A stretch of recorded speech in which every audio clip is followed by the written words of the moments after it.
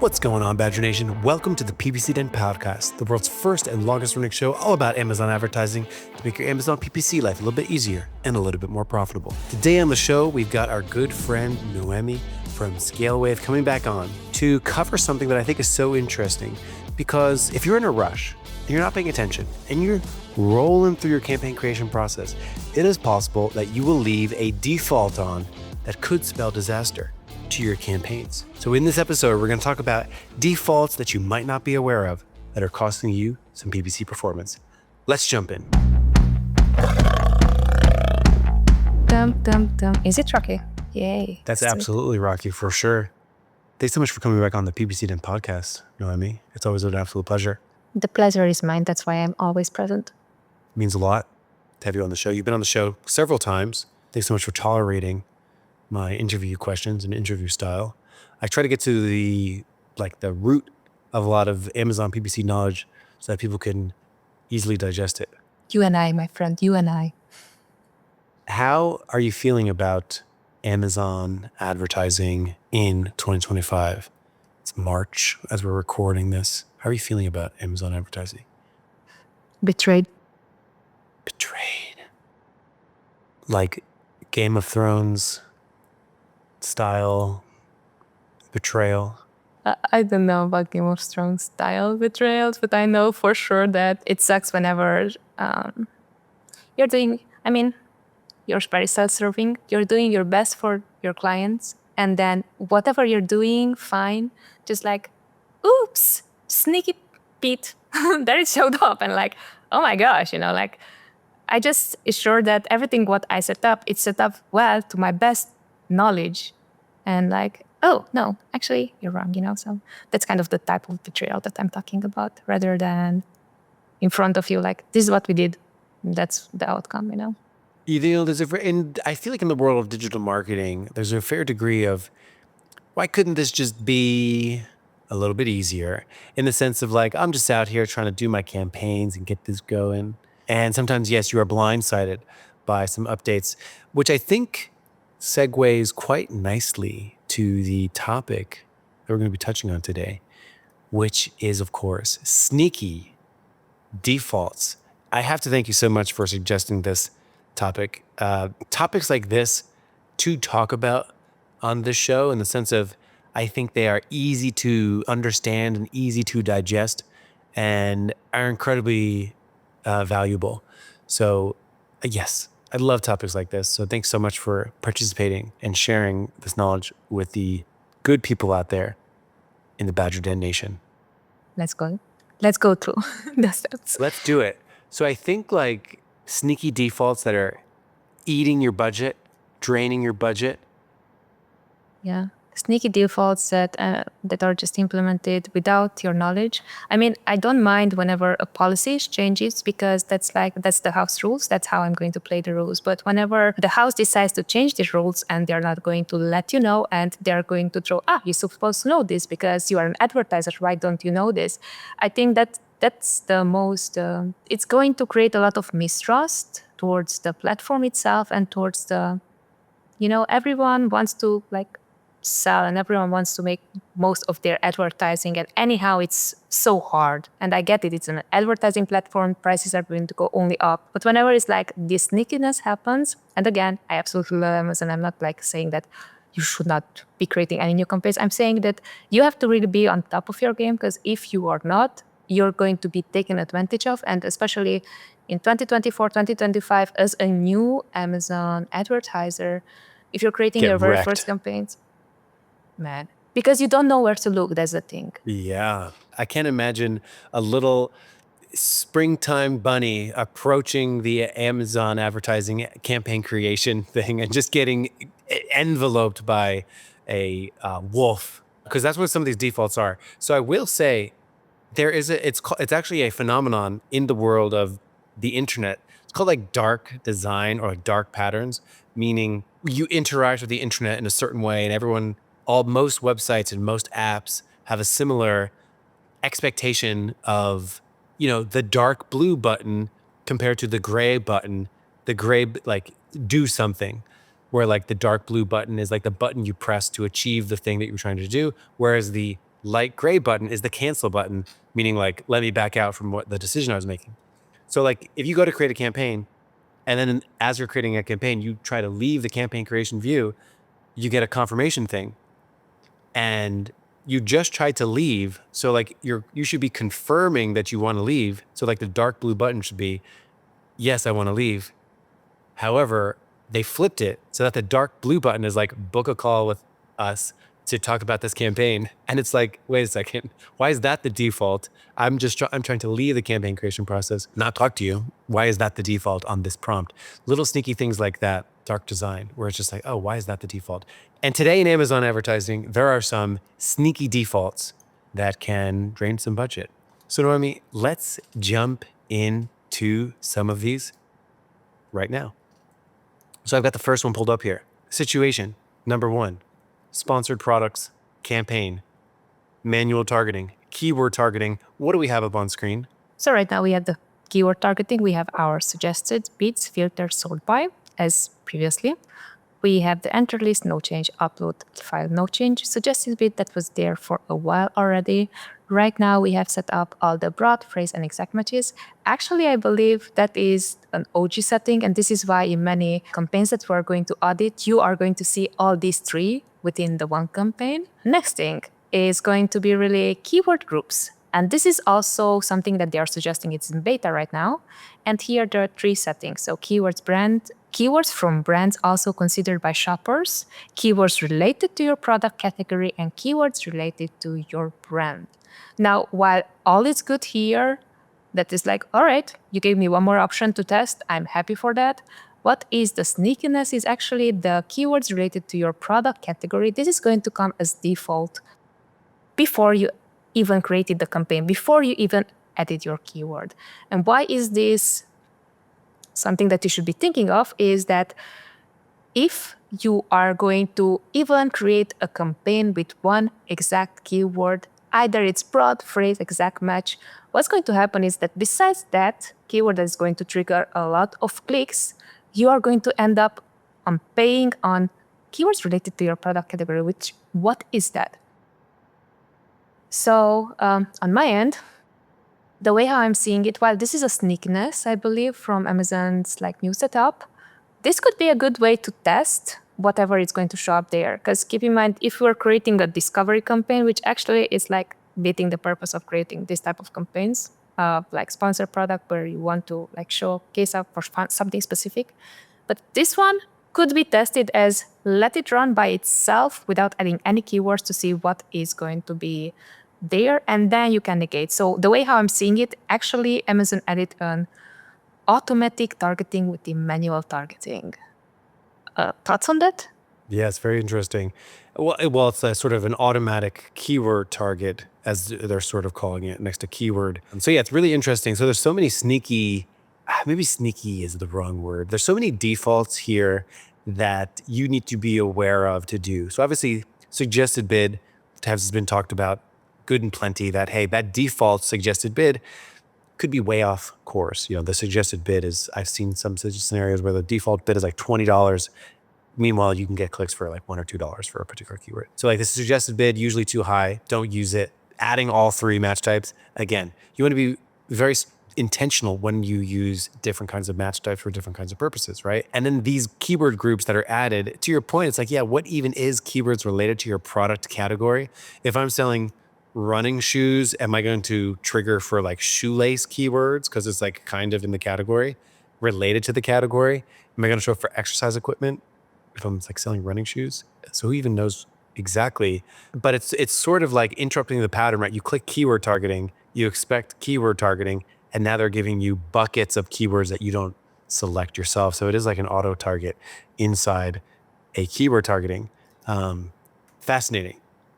So if I'm creating, most people, for most purposes, you want to create keyword targeting keywords that you want to target, not a big bucket of keywords.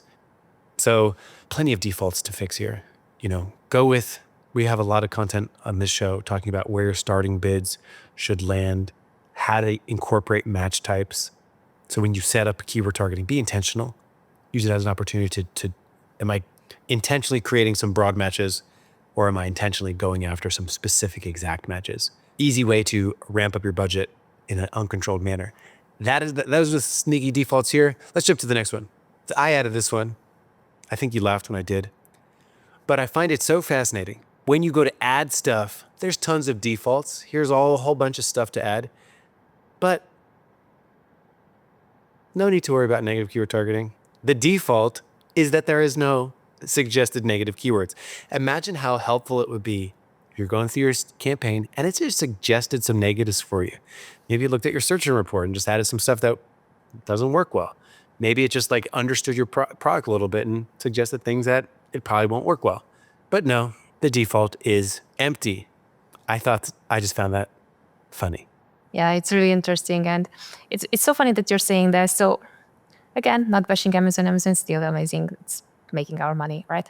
But when it comes down to this one, I think that Amazon's ultimate scope and purpose is to make sales. Quicker the shoppers are going to find exactly what they're looking for, they are going to make those sales. So if I'm thinking this way, the amount of sales that you can increase is by the velocity that you're going to generate the sales. So keep in mind that having this negative phrase option already, Amazon suggesting you whatever you're actually just paying and no one is buying your product, that could be a really cool way. Although that I'm thinking that, again, this is not really self-serving on that side.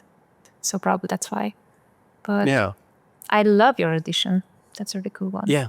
It's a default that I think should be remedied. So like good optimization practice, again, on the first page would be to tweak these settings to have your advertising meet exactly what you want it to meet with. The second would be, okay, like do the research, open up your favorite keyword research tool and punch in whatever it is that you sell and use that as a creative way to find some negatives. Like if you go to any keyword research tool and you type in what it is that you sell, there will likely return some things for you that are actually not relevant. Drop them in, add some negative exacts, add some negative phrases. Moving on. Campaign bidding strategy. You added this one. Talk us through this. So back in the OG days, aka last year. OG days. I was so young. And keep in mind that something that here is changed. So right now, if you're going to log in within the console, you're not going to really make any difference because for you now today, that is the default. Here, what it was, the structure here, it was dynamic bids down only.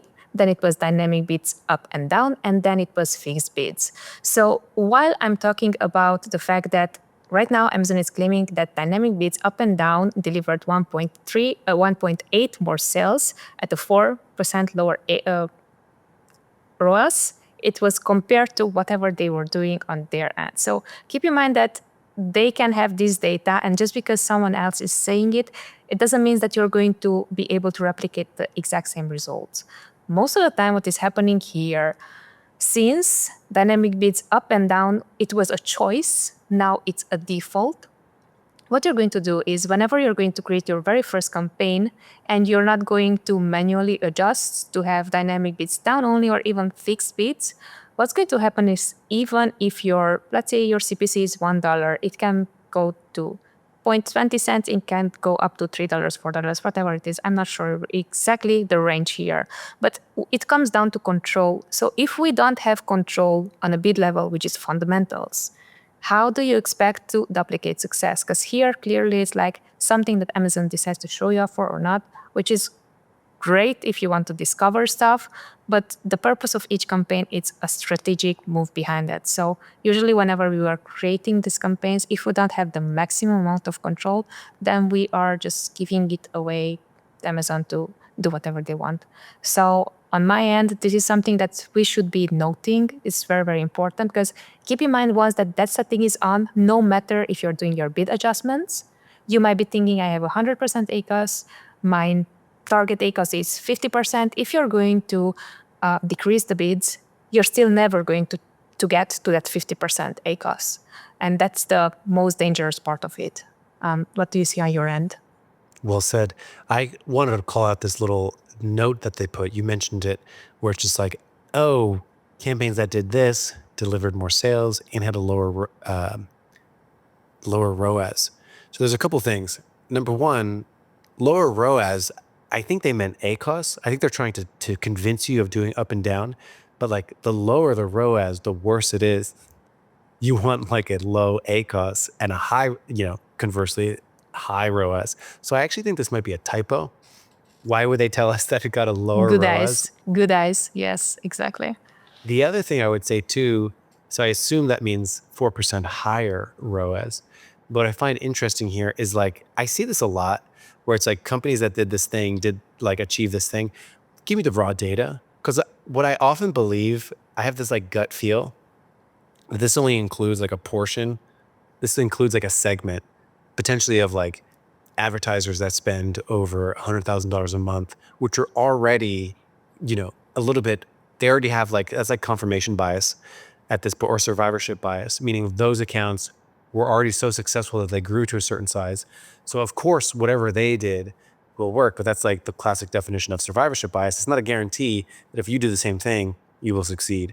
So again, it's like the whole concept of a default only do it this way is incompatible with optimization by definition, because it's like everything should be a test and everything should be worth tweaking and playing with, not always do it this way. Here's the default. This works for everyone.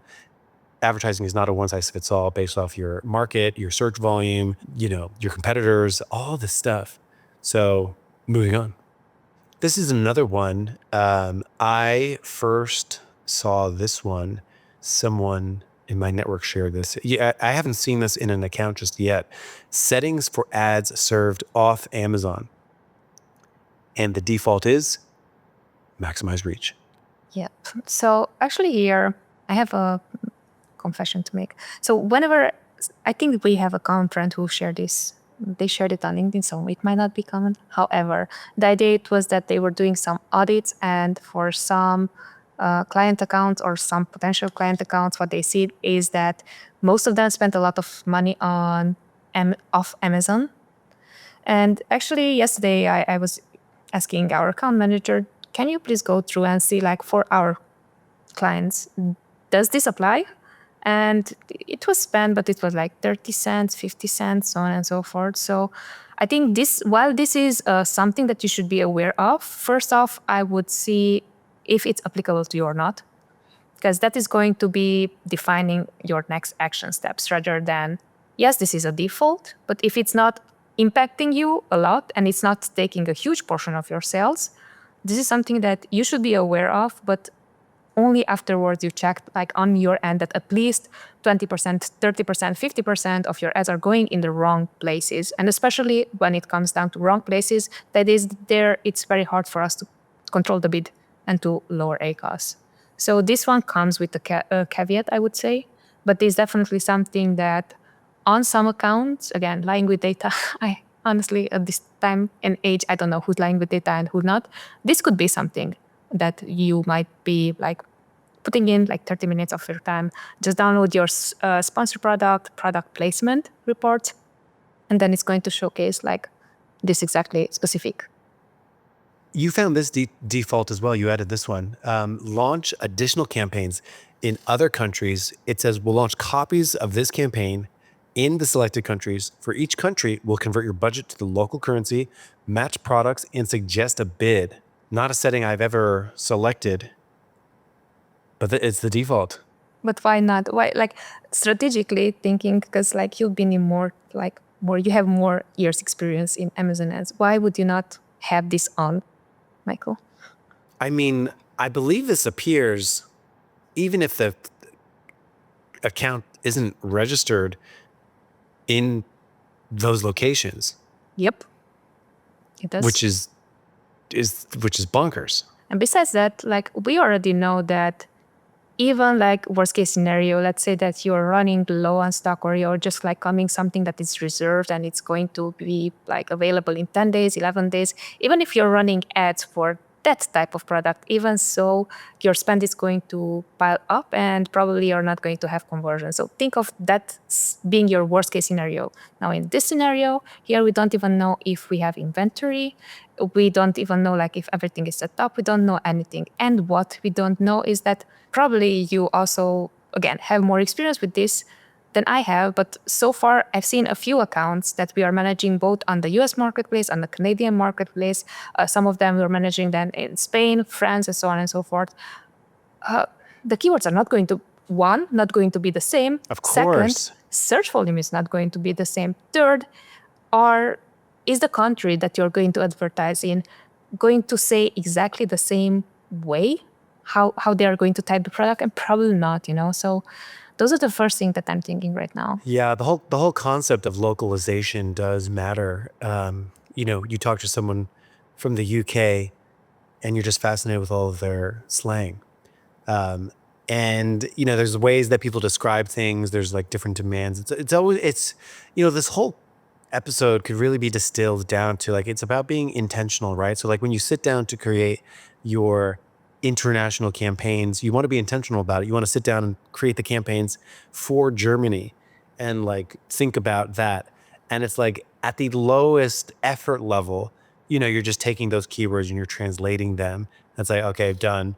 But it's like even the bidding should be different, for a different country. Like you wouldn't want to use the same bids for the same countries or the budgets for the same countries, potentially even the same targeting types. Your competition's different. There's so many differences.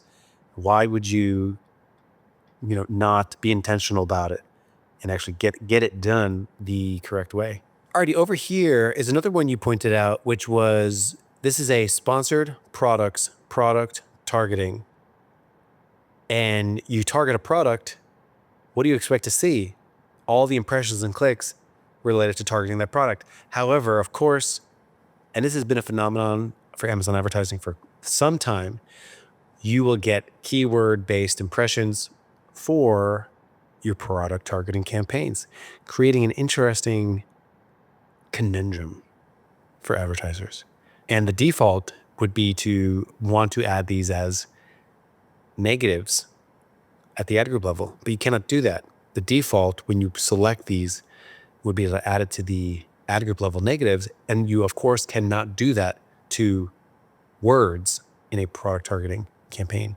You have to go back up to the campaign level. So like the default is ad group. So you might look at this, be like, oh, the default is I can't do this.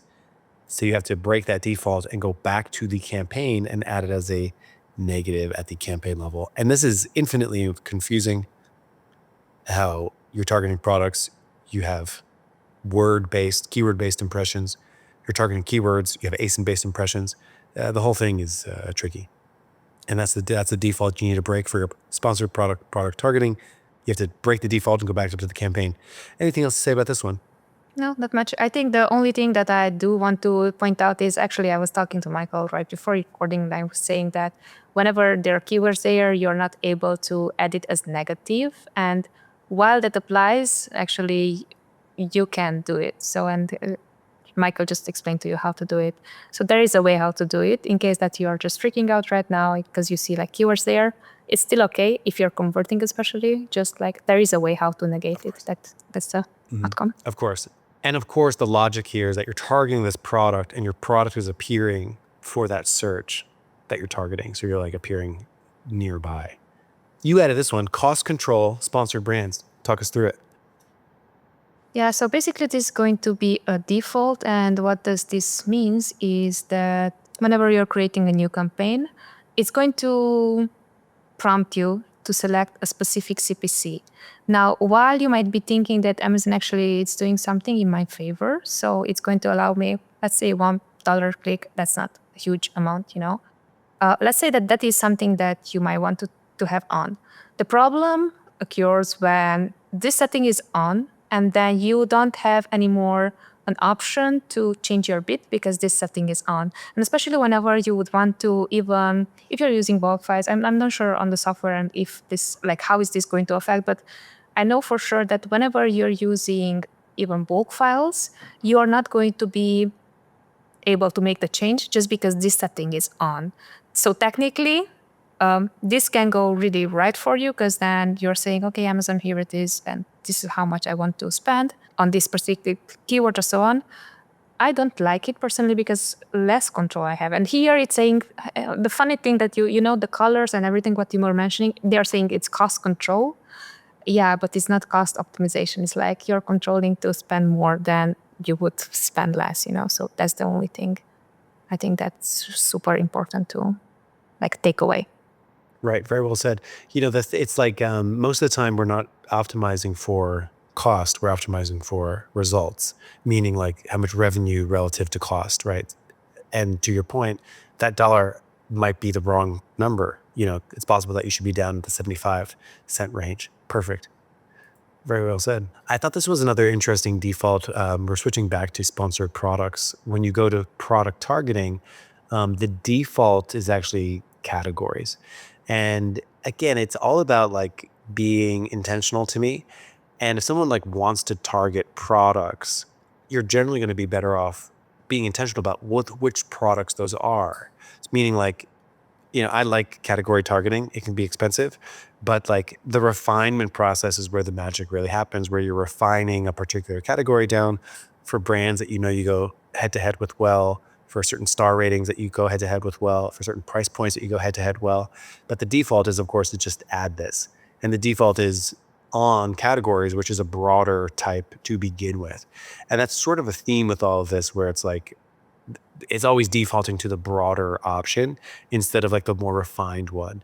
So it's almost as if the performance of all of these are measured by like how easily and quickly someone can go through it. Or it's just like, okay, great, select. I've just created a campaign with a big reach, as opposed to it's much slower to like pick and choose and refine and do all of this. So I just thought this was another interesting default to point out here. Yeah, definitely. I just added also like one more slide if you're going down, because this is also regards product targeting, but here is not going to be the categories, rather than we are at slide 10. It's going to be the individual products. And this is something that comes as default. So when it comes down to filter by, we are on slide 10. We had previously exact.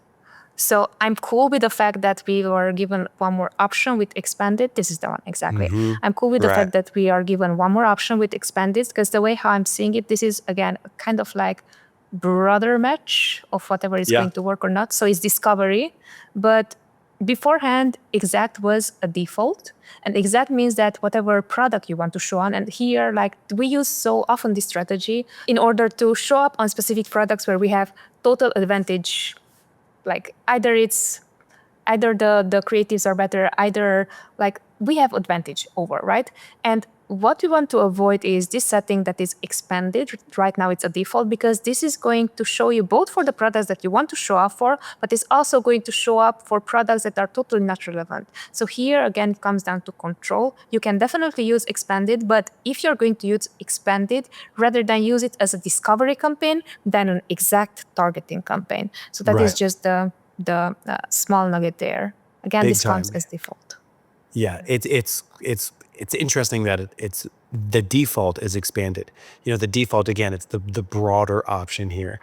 Switching over to sponsored brands, we had this up on screen. I believe you added this one. Does it default to Store Spotlight? Is that why we have this highlighted? No, so we have different ad formats, and here also, like underneath, I think on the next slide, I just didn't like highlighted it. But here in products collection, what I wanted to why I was curious is this going to be the same default over all the ad formats? Because ad formats differ, right? So for product collection, maybe it would have been something different. For store spotlight, maybe something different, and so on. But what I am seeing right now on my end, this is going to be applicable both for product collection and also going back to slide 11, it's going to be both for a store spotlight. It's going to show up. So why it's important to mention that is because you might think that it's only in one place. No, it's not. So just be careful whenever you're going to create this. Awesome. And this relates to cost control, what we talked about previously.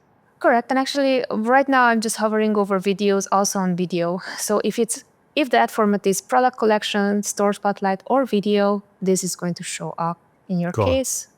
Every sponsored brand. Yes. I think that you might have added this one. Would you walk us through, please? Sponsored display default and how reach defaults to VCPM. Reach being the broadest. It's actually, I wouldn't even call it a default as well, because you're stuck with VCPM for reach no matter what. So I just thought it was that was worth pointing out as well with sponsored display, that some of these defaults are relating to, again, just being broad, being reach, like maximizing visibility, as opposed to optimizing for conversions, right? So just another default that, if you're not careful, sort of takes you in a different direction that you might not be initially signing up for, which is an interesting one. And I think, but I believe that's the only default for a sponsored display. I double check also. Yeah, sorry. Before we're moving forward, I also double checked on reach, page visit, and conversions. I believe this is the exact same option that we have for sponsor brand cost control. What is really interesting. What is really interesting is that, for example, for reach on my end, I'm going to have like a $3 a cost per 1,000 viewable impressions. For a page visit, I'm going to have a cost per click of $1. Again, these are all suggested by Amazon. For conversion, I'm going to have a cost per order $15. Like, freaking Wow, what is the difference product? there. Yeah, like what is the product? The product is like six. Well, there's no way it's under like $50. Under $50. Right. There's no way to be Yeah. profitable there. And I believe our last one actually stemmed from a LinkedIn post that you had 10 months ago. 10 months ago. You were so Yes. young. So this still must be going on, huh? Yes, and it's super interesting. Actually, one of the ad agencies who's like quite known asked me about this last week, 2 weeks ago, something like that. And I found it so interesting that this is something that it's there. So I'm wondering, is this beta testing? So is this Amazon going to test it on certain accounts and not others? Or is this something so sneaky that people are just like not finding it right away? Wow. Yeah, so walk us through this. Yes. So here the purpose was to create a sponsor brand video ad and to generate sales from that. The targeting type, it is exact match targeting. And here, as you can see, the match type in exact is showing up an asterisk here. Yeah, exactly. And the thing is that an asterisk is not a keyword, therefore we cannot negate it. And here we followed up with Amazon ad support for almost a month. I actually shared this in my post. I don't mind to share this because I want to bring everyone's attention to, even if you're going to find something on Amazon, it might be taking a lot of time also on Amazon and to confirm that actually whatever you're seeing is a technical glitch on their end, right? So long story short, after 30 days, we were told that this is something, a glitch on Amazon ads, and right now there's no way for us how to negate that asterisk, And again, if you are running a lot of sponsored brand video ads, even if it's an exact match, I would highly, highly advise you to go through these reports, because it might be that you're spending so much on a freaking asterisk that it's like the campaign doesn't worth it for you, So in this case, I think that it's, again, a bit of letdown because we cannot control whatever we're spending on. I have no problem on spending money on something that I have control on. Here, it's just like I cannot negate the next asterisk. And also to our listeners, can you please confirm on your end, are you seeing this in your reports? Because that's going to be more advertisers are seeing this. Maybe we can bring it to Amazon like, hey, guys, actually, this is in our campaigns. Fix it as quick as possible because this is like you're spending money that you shouldn't, So... Yeah, so check your sponsored brands video search and report.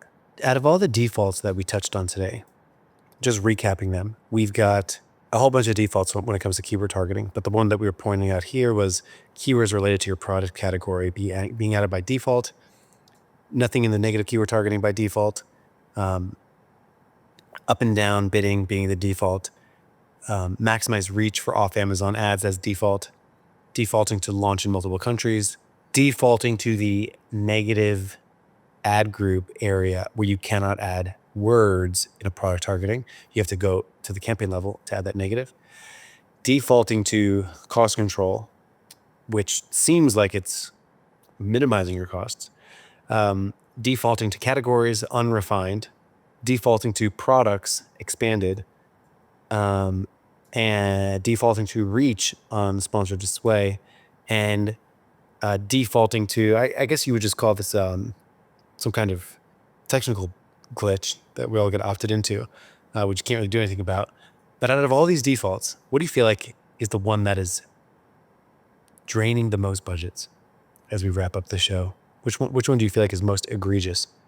Well, bids up and down, if it's coming down to high priority to low, bids up and down, that is something that's really important. Sponsored product, a sponsor brand video ads, especially if you're heavy on those, it's going to drain a lot of budget. Honestly, I think all of them, but the bids, not controlling the bids and the creating them in different countries, that kind of like equals somehow. It might, maybe the creating them in different countries is more expensive because they're like the whole campaign is created, therefore it's like going to bleed the most amount of money rather than bids up and down. But I think that bids up and down is the hardest to spot. Yeah, I would say that especially for campaigns that get little traffic, they get like 5 orders a month. Up and down, I feel like is a disaster for those because you're bidding so high up on things that are barely getting conversions. So it's hard to do bid optimization there. I'm gonna go with my most egregious one is the default of no negative keywords. Why? Because I feel like negative keywords actually fix almost all of these things. Meaning, if you have a broad category targeting, if you have tons of broad match, if you're targeting keywords related to your product group, if you have all these things going, it's all fixed if you have intense negative keyword management. So the fact that we're defaulted to no negatives, to me, this is my most egregious one. I'm a big believer that people should be adding tons of negatives. I think you should have 10 times more negatives than you do positives. For every one keyword that you bid on, you should hit it with 10 negatives to sculpt and be sure you're landing on exactly what you want to land on. That's my philosophy. And that's why I pick this as my most egregious default. Before we're wrapping up, Mike, I'm noticing something, and probably our audience who's like super analytical, they're going to call out this. Actually, this is a default that has been a while here, and we're going to we can end up with that. It's going to be for the sponsored display when it comes down to targeting. Let me add this as our very last side. This is something that it has been there for a while, and people are just going to ask that, is that not a default? Yes, that is a default, but the difference here is that this default has been there for a while, and most people, to be super honest, they're not going to create sponsored display ads, or the least amount of people who are going to create this type of ad. So therefore, it's not the highest budget draining. What do you think? Right. Yeah, there's some defaults here when you're working through your sponsored display, you get some defaults here. And yeah, some of these are good, like purchases remarketing, views remarketing, and then of course just pure similar to, which is of course very broad. And that's what you're referring to, right? The default options on this screen. Yeah. Although all of them are default. It's not the one, but all of them are going to be default. Right. So yeah, it's like they give you 4 good ones, like tight, because those are tight down there, like advertised products, look back 30 days. Those are tight. And then that top one is very open. It's very big and broad for sure. Yeah, sponsored display is an interesting one because, again, I see a lot of people, they look at their sponsored display and they think that it's doing really well, when in actuality, it's being propped up by view through sales only. And their click through ACOS is more like, 200%, and their view through ACOS is like 25. I see that. Good and plenty.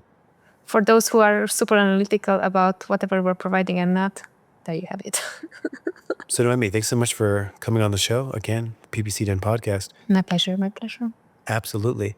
Where can the good people out there in Badger Nation follow up with you if they have any questions?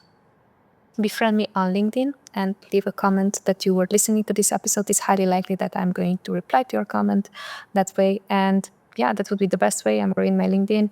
If you want to find out more about us, ScaleWave, just type scalewave.io. Feel free to shoot a message there as well, contact@scalewave.io. Easiest, I'm going to reply probably on LinkedIn. But if you are not connected, again, I'm not going to see it. So that's kind of it. Amazing. Well, Noemi, thank you so much for coming back on the show. It's always an absolute pleasure. And everyone else, I'll see you next week here on the PPC Den Podcast. I've launched campaigns and picked keywords. I've got my bids, set placements too. Now bad mistakes.